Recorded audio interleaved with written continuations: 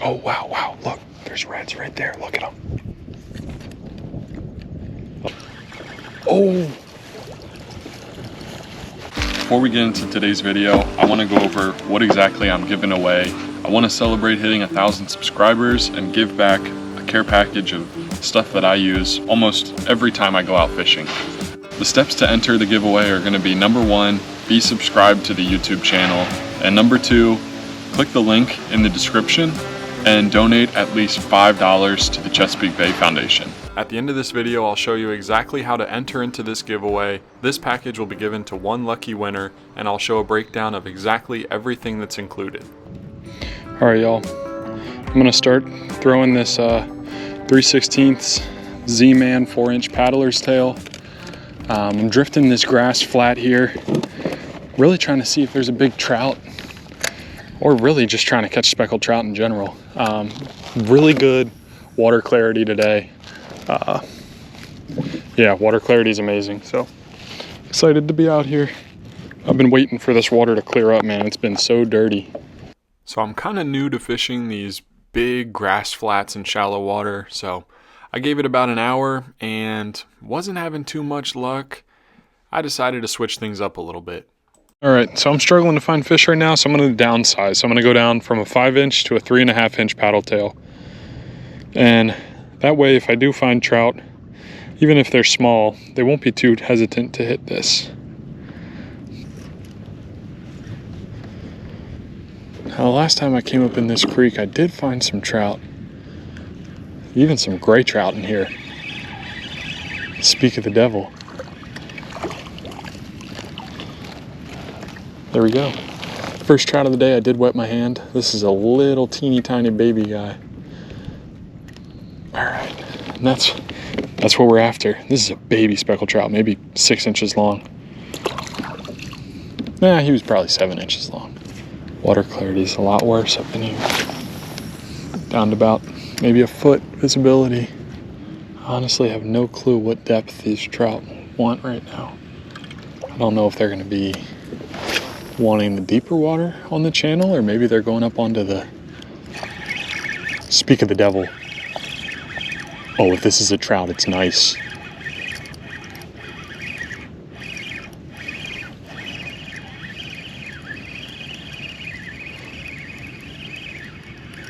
Please be a trout. Kind of feels like a red.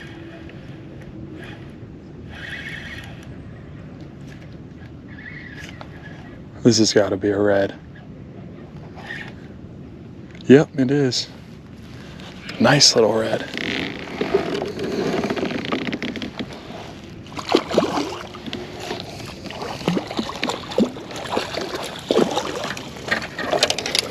Oh, man, that's cold. Yeah, he might be a little bit more. It's a pretty fish. Oh, look at his tail. His tail is like, the top of it's gone. But pretty fish. This is a male. He's drumming right now. That's how you can tell. Males always drum. But let's get him back in. There he goes. Hopefully we didn't make too much noise. All right, y'all. That's our second fish on this 3/16 ounce, 3.5-inch paddle tail. Excuse the United States Air Force. Oh my gosh. Y'all, I wasn't even recording. I just caught and released like a 26-inch redfish right in the shallow water. Bro, come on, man. That was a big old red. I really wasn't expecting him up here. Not a red that size. You know, one thing I noticed, I'm not sure if he spit it out, or there's just a lot of them in here, but there's some like 3.5-inch shrimp up here. So maybe that's what these fish are keyed in on right now, is there's some shrimp hatches. I wasn't expecting there to be a shrimp hatch this late in the year.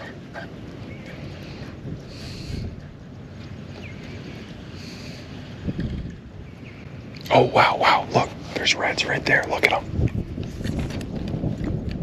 Oh, they want nothing to do, I spooked them. Let's see if one of them will eat that. Nah, I spooked them, man. They were small, those like rat reds. Oh, one of them just hit it.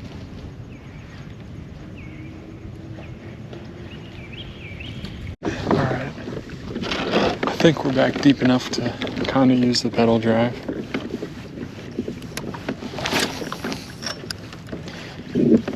Oh, there's an oyster. Oh my gosh, there's a red. There's a red. Oh, he just took off.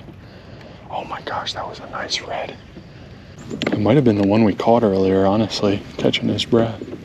So I do really think that that red was the one that I caught and released. He was about the same size, and it looked like he was almost in a trance. Kind of like he was literally catching his breath. That's what we call a oyster bar fish. I haven't caught too many of those today. Let's see if we can get him into the boat. Or get the boat into him. Let's try something real quick. Yep. There we go, man. Whew. That's a little trick. If you guys didn't know it, if you're snagged, right, kind of build up some tension in your rod like this and just pop, snap it like that. Oh, don't make that loud of a noise because that'll spook all the fish in the area. But yeah, if you're snagged on something, put some tension in your line and pop it like that. The science behind it, I guess it sends a shockwave the opposite direction if you do it right, and it'll pop that hook out. So, yeah, man, I'm telling you though, just try it. Next time you're snagged, just try it. It does tend to work. I decided to go out and target some more grass flats before I called it a day. I fished a little bit around this old dock. Unfortunately, didn't have any success, but on my way back in, I decided to make one last stop. All right, hear me out. If you were a trout, a nice big fat trout, you would want to warm up when the sun goes down in the fall and winter, right? So where's the warmer water gonna be? It's gonna be in the shallows. But the shallows have warmer water all day. So why wouldn't you just stay in the shallows all day? And if you're in the shallows, why wouldn't you eat my soft plastic? These are the questions we need answered.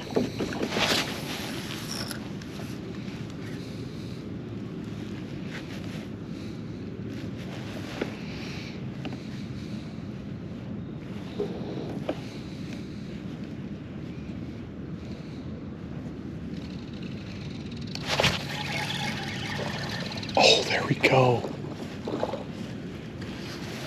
There we go. Not a keeper, but I'll take it. Little guy got it pretty good. He's feisty. What, my other hand? Look at that. Little small 10-inch speckled trout.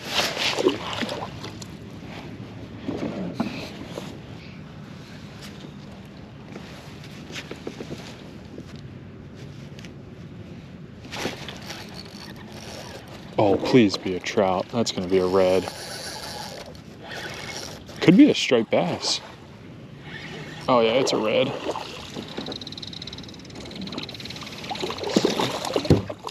Oh, watch your noggin, dude.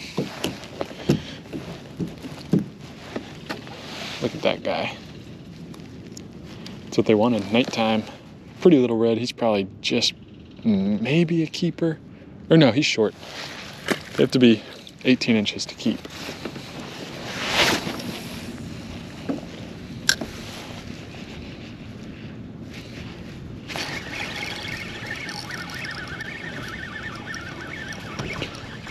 Oh,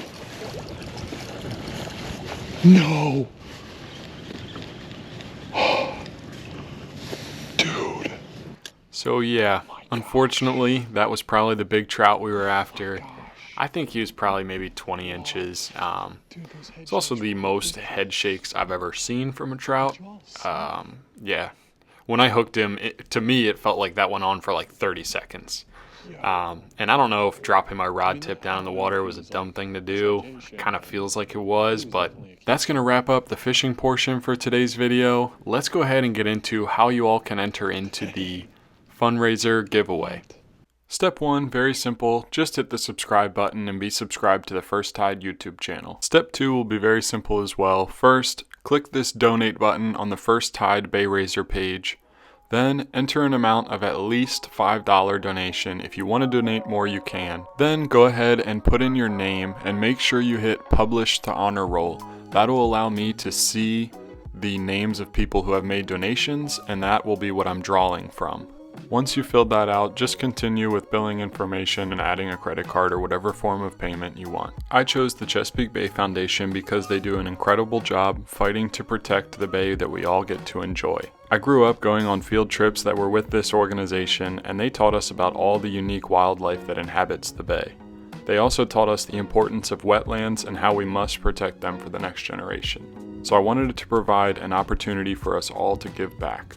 I want to take a second just real quick to go over what exactly is in the giveaway. Procure, you guys see me use this stuff all the time, especially when targeting flounder.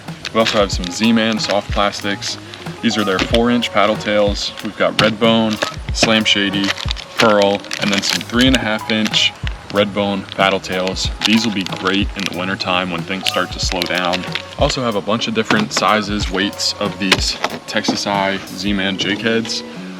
One of my favorite jig heads to use in a marsh is this weedless 1/8 ounce jig head. It's extremely effective for catching redfish and trout. You can throw it up in the grass and it won't get snagged on anything. Amazing jig head. I've also got 1/4 ounce. This I would be throwing in a little bit deeper water. 3/16 ounce, which is a good middleman and allows you to make some longer casts. I've also got a top water. This is a Super Spook Junior, 3.5-inch. I think this is the best size ever made. It's small enough that redfish can get it easily, but it's big enough to attract those bigger reds, striped bass, and speckled trout.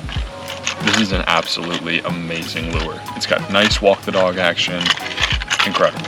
I'm also throwing in a 3/8 ounce Spro bucktail. This is a great thing to throw along pilings, drop-offs, try to catch you some of those flounder. Sometimes when the current's ripping and it's hard to get a paddle tail down to the bottom, throwing a bucktail cuts right through the water and it's easier to bounce off the bottom in heavy current.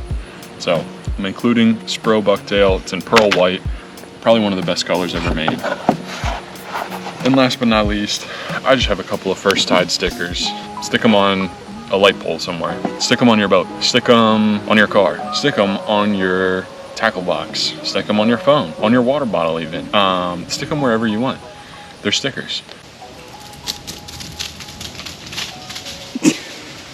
Thank you all so much for watching. As always, if you enjoy this content, please like, comment, subscribe if you want to, no pressure. And please enter into this giveaway. I'd really like to hit the goal of $500 raised for the Chesapeake Bay Foundation, and I can't do that without the help of you all. So thanks again for watching, and have a good one.